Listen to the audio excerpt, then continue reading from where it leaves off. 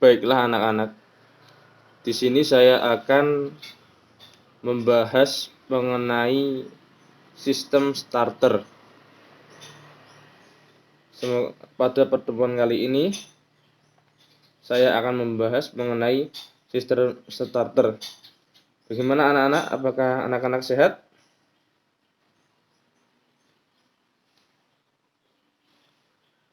Tujuan pembelajaran untuk pertemuan kali ini yang pertama adalah diharapkan siswa dapat memahami pengertian dan fungsi sistem starter dan melalui bahan tayang sesuai dengan teori dengan percaya diri.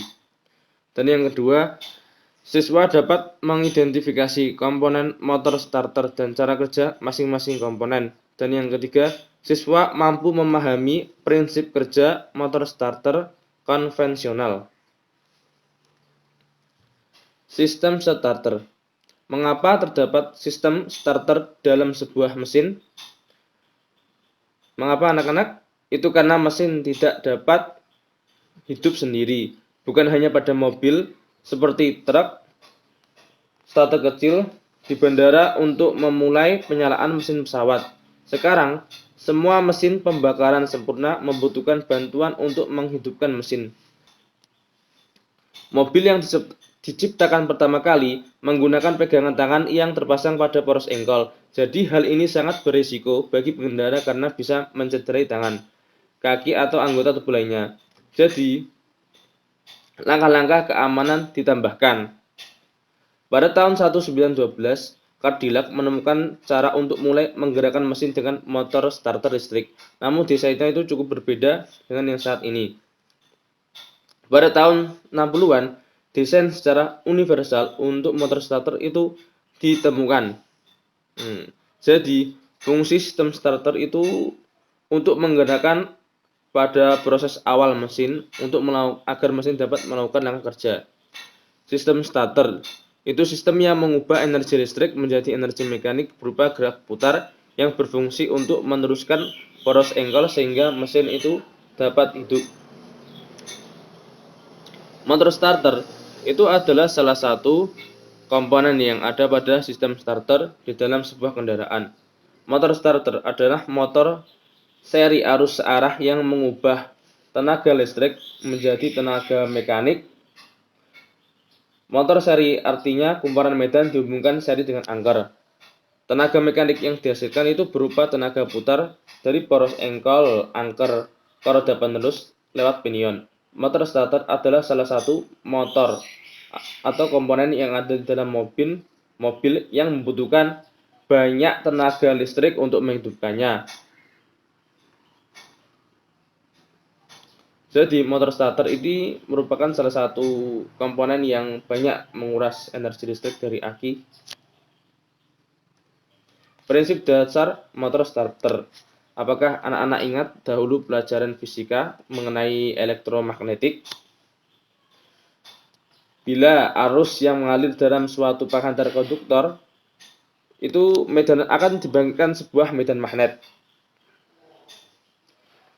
Bila sebuah penghantar ini ditempatkan di kutub N dan S, ini tuh magnet, maka dan dialiri arus listrik ininya, maka dalam penghantar dan garis-garis magnet dari magnet permanen saling berpotongan menyebabkan sebuah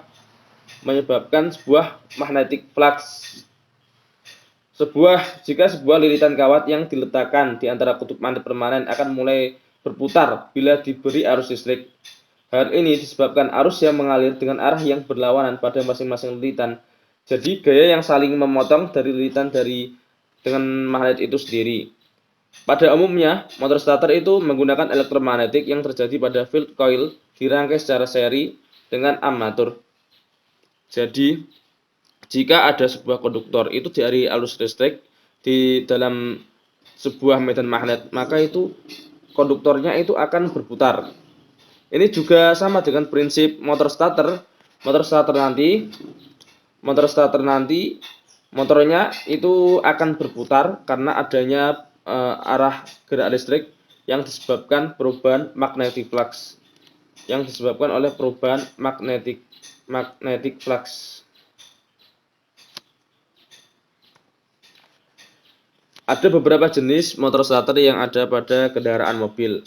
Yang pertama itu konvensional, yang kedua itu reduction gear, dan yang ketiga itu planetary gear.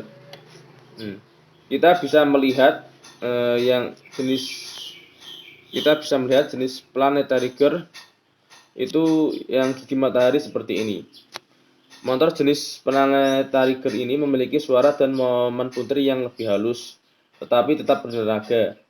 Sehingga motor jenis ini banyak digunakan pada mobil-mobil kelas menengah ke atas yang dengan kapasitas mesin level menengah. Fungsi utama planetary gear ini, yang di tengah ini, fungsi utama planetary gear ini untuk mengkonversi putaran yang dihasilkan oleh armatur sebelum menuju pinion gear. Perbandingan putaran ini yang dihasilkan dari armatur ke pinion gear umumnya berkisar 5:1, yang berarti 5 kali putaran armatur akan menghasilkan 1 putaran pinion gear. Mengapa? Jika dikonversi putaran dari armatur ini, maka pinion gear ini akan memiliki torsi awal yang besar, sehingga bisa memutar flywheel atau roda gila untuk menghidupkan mesin. Yang kemudian adalah komponen-komponen motor starter. Komponen-komponen yang umum yang ada dalam motor starter. Yang pertama adalah feed coil.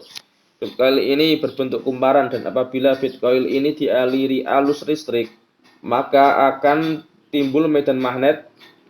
Feed coil ini berfungsi untuk membangkitkan medan magnet. Yang kedua, yoke dan pole. Yoke ini yang dinamakan yoke. Yoke sebagai tempatnya pull core. Pull core ini berfungsi sebagai penopang feed coil. Pull core ini. Dan full core ini untuk memperkuat medan magnet yang ditimbulkan oleh feed coil. Yang selanjutnya adalah komponen armatur atau motor. Nah, armatur ini itu tersusun dari beberapa komponen, yaitu armatur core, armatur coil, komutator, armatur shaft, dan bagian-bagian lainnya. Armatur ini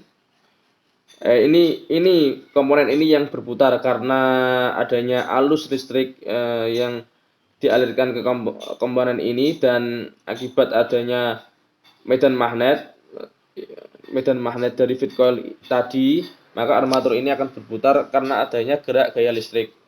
Seperti prinsip dasar elektromagnetik tadi. Komponen armatur ini menggunakan prinsip dasar elektromagnetik. Yang kemudian komponen selanjutnya adalah drive lever. Drive lever ini mendorong pinion gear untuk berkaitan dengan flywheel dan menarik pinion gear untuk melepas kaitan dengan flywheel. Ini adalah salah satu fungsi dari drive lever. Yang kedua adalah drive pinion gear. Gigi pinion ini nanti akan meneruskan daya putar dari armatur yang sebelumnya akan dikonversi dahulu melewati reduksi gigi, dan yang kemudian akan berkaitan dengan flywheel. Kemudian brush atau sikat. Brush atau sikat ini adalah komponen yang biasanya terdapat pada sebuah motor listrik. Fungsinya ini brush atau sikat untuk meneruskan aliran listrik. Kalau di armatur ini nanti brush ini itu nanti akan yang positif ini akan menuju ke komutator, sedangkan yang negatif langsung ke massa. Fungsi dari brush atau sikat ini itu untuk meneruskan daya listrik. Ada dua ya, sikat positif dan sikat negatif. Dan yang selanjutnya yaitu magnetic switch. Magnetic switch atau solenoid itu berfungsi sebagai komponen yang akan mengalirkan arus listrik dari baterai. Pelunyer pada magnetic switch itu digulung dengan dua kumparan. Kumparan bagian dalam dibuat menjadi lebih tipis atau disebut dengan kumparan pull-in coil. Sedangkan kumparan bagian luar dibuat lebih tebal dan disebut dengan hold-in coil. Kumparan pull-in coil dihubungkan ke massa melalui feed coil dan armatur. Sedangkan kumparan hold-in coil dihubungkan langsung dengan massa. Kumparan pull-in coil ini digunakan untuk menarik drive lever melalui pelunyer, sedangkan hold-in coil berfungsi sebagai menahan pelunyer. Komponen selanjutnya itu coupling starter. Coupling starter itu berfungsi untuk meneruskan momen putar armatur shaft kepada flywheel melalui roda gigi pinion sehingga flywheel dapat ikut berputar. Coupling starter ini akan melepaskan dengan sendirinya bila putaran flywheel itu lebih besar daripada putaran gigi pinion. Baiklah, yang selanjutnya adalah prinsip kerja motor starter.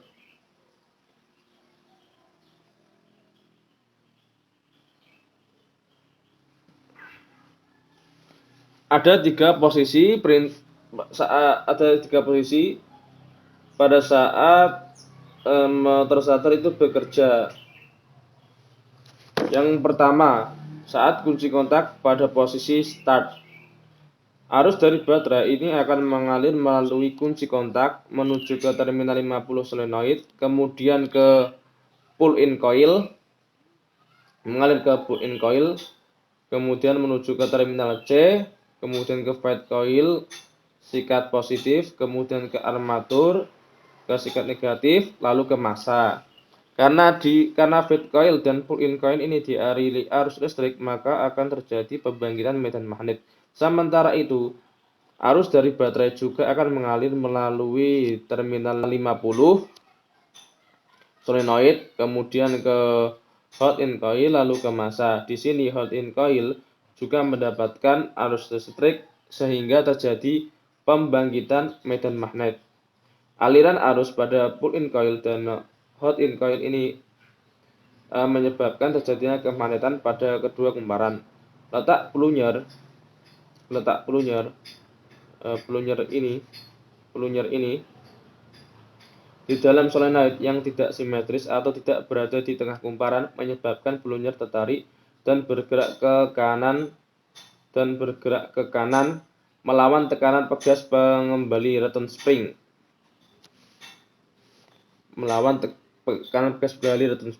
Karena ada aliran arus kecil dari pull-in coil ke kumparan medan dan ke kumparan armatur, maka medan magnet yang terbentuk pada kumparan medan dan armatur lemah sehingga motor starter ini akan berputar lambat.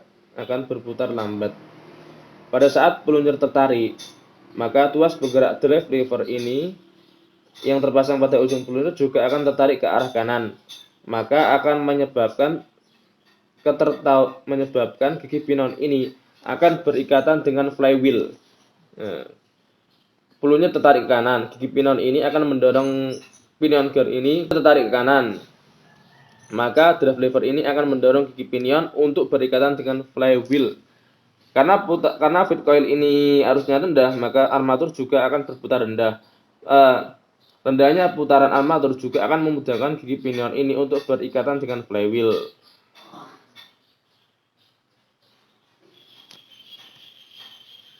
Yang selanjutnya adalah pada saat posisi di mana gigi pinion itu berhubungan penuh dengan ring gear.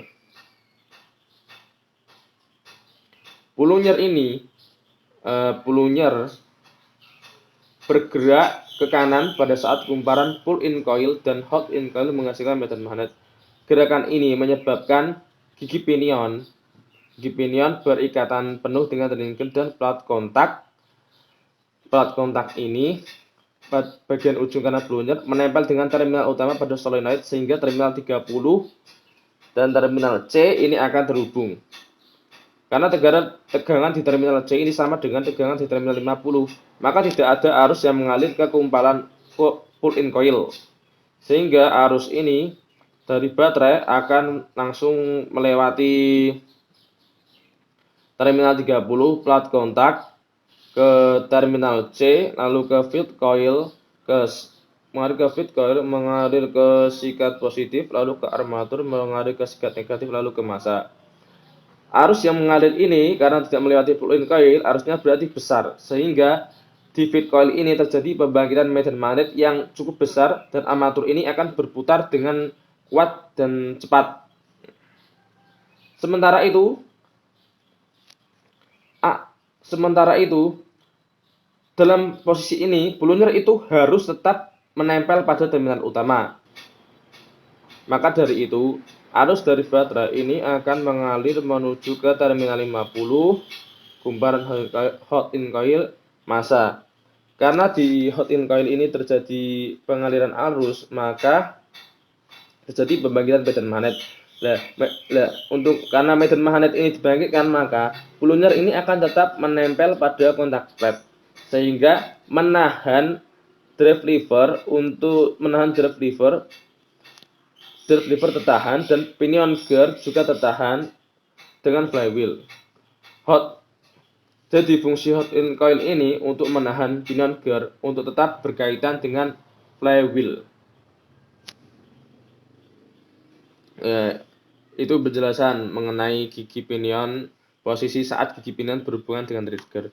Kemudian posisi saat kunci kontak kembali ke posisi on, maka kunci kontak dilepas dan posisinya kembali ke posisi on atau IG. Namun demikian, sesaat kunci kontak dilepas, plat kontak masih dalam kondisi menempel. Pada keadaan ini, terminal 50 tidak akan mendapatkan arus listrik dari baterai. Aliran arus pada kondisi ini itu arus dari baterai mengalir ke terminal 30 plat kontak, lalu ke terminal C, kemudian ke kumparan medan sikat positif, komutator, armatur sikat negatif, lalu ke massa. Karena feed coil mendapatkan alur listrik, maka armatur ini juga dari alur listrik, maka armatur ini tetap berputar.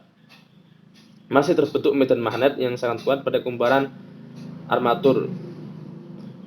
Sementara itu, arus dari baterai ke terminal menuju ke terminal 30, ke plat kontak, ke terminal C, ke kumparan pull-in coil dan kumparan hold-in coil, lalu ke massa. Inilah letak perbedaannya. Karena pull-in coil dan hold-in coil ini dialiri arus listrik secara langsung bersama-sama, maka akan terjadi pembangkitan medan magnet. Pembangkitan medan magnet ini arahnya itu berlawanan, sehingga menyebabkan kutubnya berlawanan, sehingga akan terjadi demagnetisasi atau penghilangan medan magnet pada kumparan pull-in coil dan hold-in coil. Sehingga karena medan magnetnya hilang, maka Pulunyer ini akan tertarik kembali ke posisi semula, drive lever kembali ke posisi semula, dan pinion gear ini akan lepas kaitan dengan flywheel. Jadi arus yang mengalir dari baterai ini juga akan berhenti mengalir ke armatur sehingga motor starter itu berhenti bekerja. Baiklah anak-anak, itulah 3 posisi dari motor starter, prinsip kerja motor starter. Jika ada yang belum paham, mohon ditanyakan ya. Kesimpulan dari pembelajaran hari ini, sistem starter merupakan sistem untuk mengubah energi listrik dari baterai aki menjadi energi gerak putar yang akan digunakan untuk memutar roda gila atau roda penerus flywheel untuk pertama kali yang dibutuhkan oleh mesin tersebut untuk menghidupkan atau melakukan siklus kerjanya. Baiklah anak-anak, itu merupakan pembelajaran kita pada hari ini. Semoga pada pertemuan kali ini anak-anak bisa memahaminya dengan mudah dan tujuan pembelajarannya bisa tercapai. Bila ada pertanyaan atau kurang paham, bisa diisi di kolom komentar bagi anak-anak yang masih kurang paham dengan pemaparan materi yang saya Bapak berikan. Terima kasih. Semoga apa yang saya berikan ini bermanfaat. Waalaikumsalam warahmatullahi wabarakatuh.